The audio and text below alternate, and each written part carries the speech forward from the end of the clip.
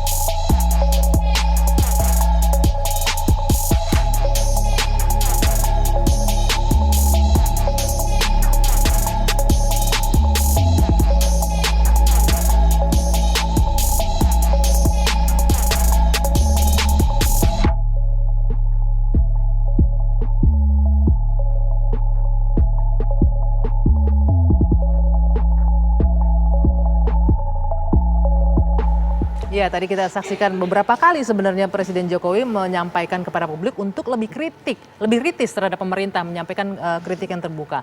Nah, kita akan mulai perbincangan. Saya juga mengenalkan satu lagi narasumber yang sudah bergabung, Bung Mardhani Alisera dari politisi PKS. Selamat malam. Malam. Waalaikumsalam. Oke, saya langsung todong nih Bang Mardhani atau Bapak Haikal boleh sebelum ke Bang Deddy ya. Ini kan Presiden menghimbau agar masyarakat lebih kritis, silakan aktif mengkritik pemerintah. Tujuannya kan bagus dong ya, untuk pemerintahan bisa berjalan dengan lebih baik lagi, kekurangan bisa diperbaiki. Nah tapi kenapa kalau kita lihat yang beredar sekarang di media malah justru jadi backfire gitu, banyak yang berbalik, wah malah ditanggapi dengan sinis dan lain-lain. Apa yang membuat ini terjadi? Iya karena indeks demokrasi kita turun.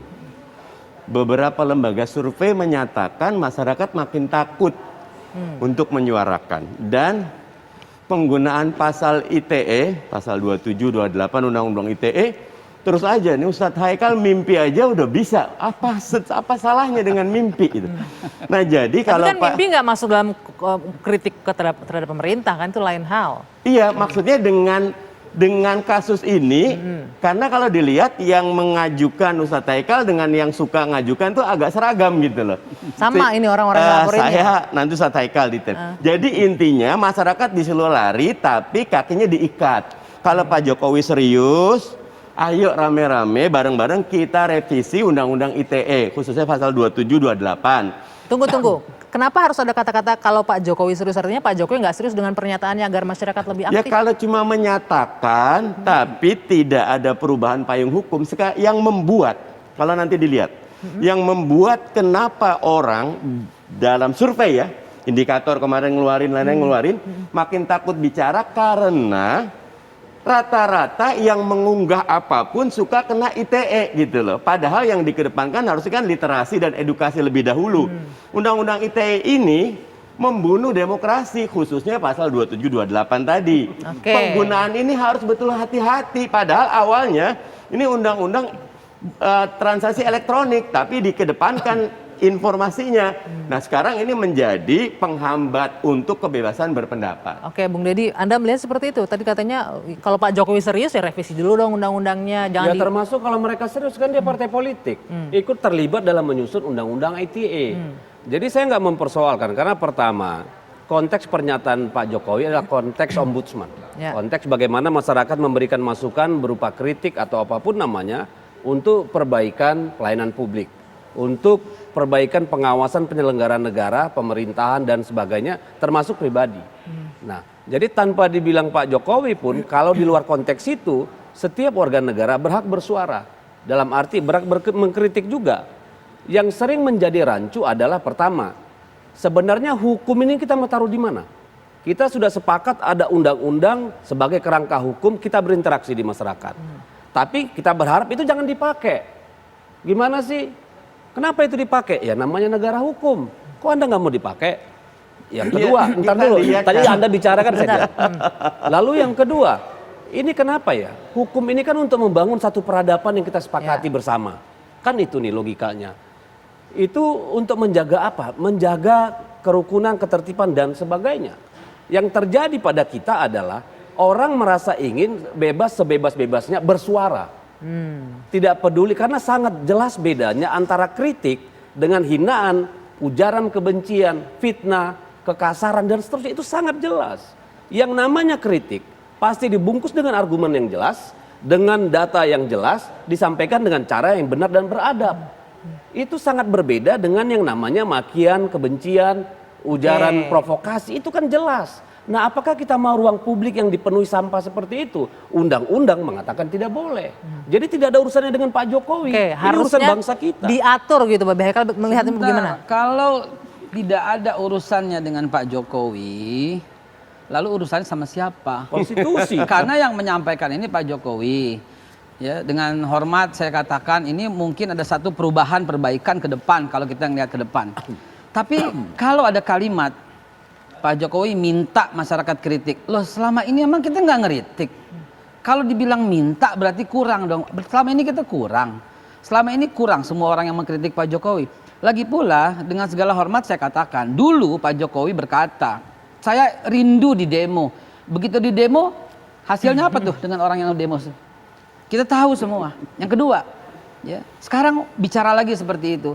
Mohon maaf, saya jadi keingat judul film zaman dulu gitu ya. Kejarlah daku, kau kutangkap. Bisa-bisa kritiklah daku, kau kutangkap begitu ya. Sebab begini, Bang Dodi, ya, Pak Mardhani. Pak Jokowi udah banyak rekam jejak. Ini bukan menghina ya, ini yang kritik ya. Rekam jejak di mana beliau mengingkari janji yang periode 1. Periode 1. Udah selesai nih ya. Ya banyaklah mau beli buyback Indosat lah, mau nggak bakal ngutang lagi dah ternyata diingkari.